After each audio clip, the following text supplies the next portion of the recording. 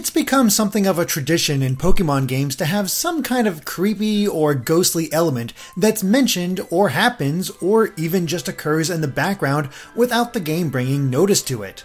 Think of the mystery girl in Lumiose City or the ghost girl sitting behind Phoebe in Omega Ruby and Alpha Sapphire. There always seems to be one, and Sword and Shield are no different.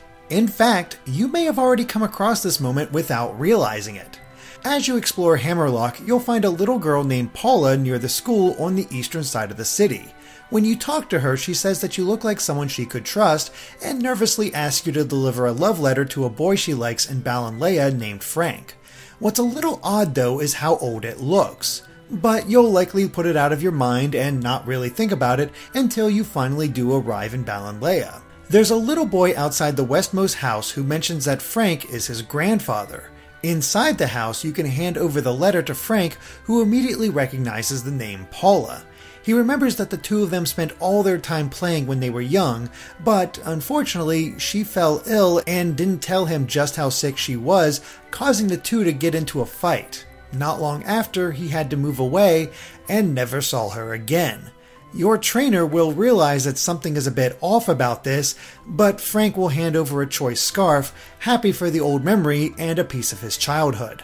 So what about Paula? Well, if you return to Hammerlock where she was, she'll be completely missing. There's nothing to interact with and nothing more to see. Which means you delivered a letter from a ghost. Poor Paula passed away from her illness and never got to make up with Frank or confess her feelings. It's a sadder tale than most of the other ghost stories in Pokemon, which tend to favor the creepy or the mysterious. But it's possible that Paul is now there with Frank. After all, there's a little girl in his house talking to the wall and asking you not to interrupt her conversation.